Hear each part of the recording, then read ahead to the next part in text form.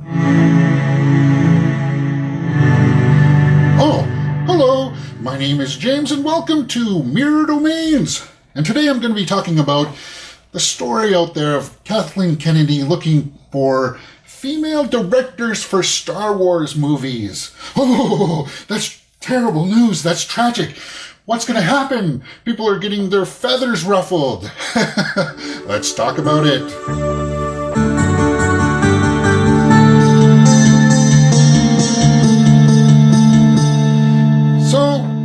Yeah, people are getting their feathers ruffled over this Kathleen Kennedy story, and I don't get it. You know, she said that she's looking for female directors to do a Star Wars movie, and you know what? I got no problem with that. I really don't, because you watched the last episodes, or the last couple episodes of The Mandalorian. Deborah Chow handled two of them, and Bryce Dallas Howard did one. And I think that was fantastic. Bryce Dallas Howard did the fourth one, and I felt like that one was very well handled.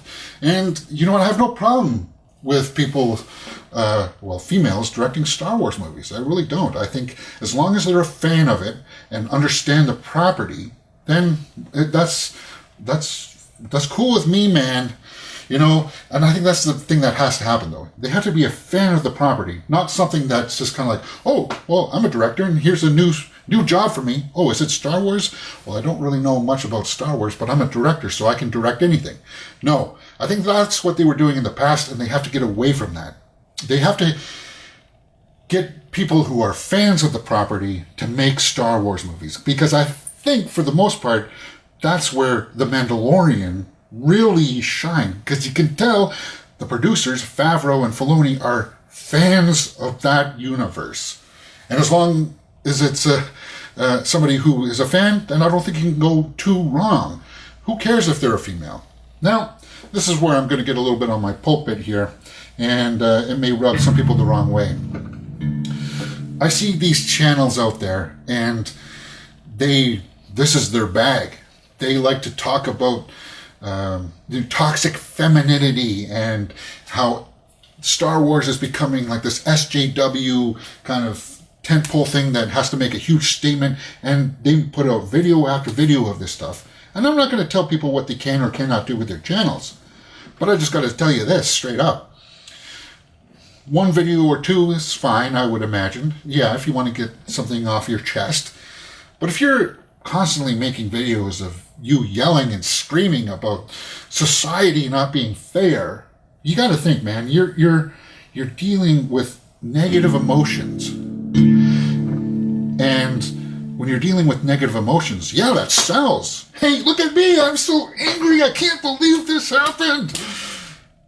It sells, but that emotion is going to have a toll on you and your psyche for the long term, and I don't think a lot of people realize that. A lot of people are just kind of like, hey, it's fun to watch somebody freak out.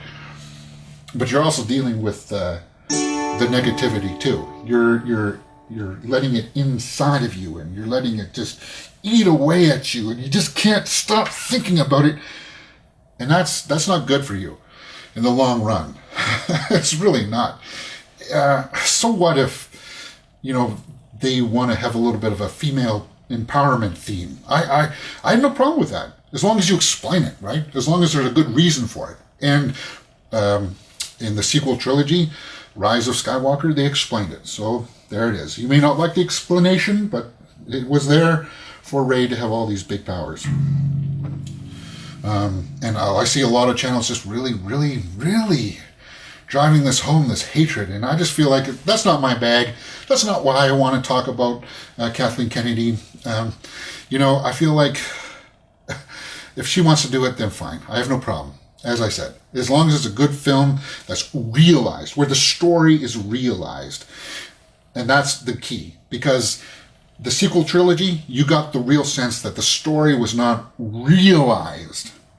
You know, they had no plan. They had no roadmap.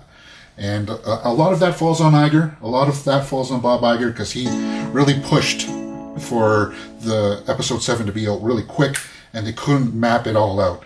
And that's Kathleen Kennedy takes a lot of blame for that, but Bob Iger, he's got to take a lot of blame for that too. And And that's pretty much all I want to say about it.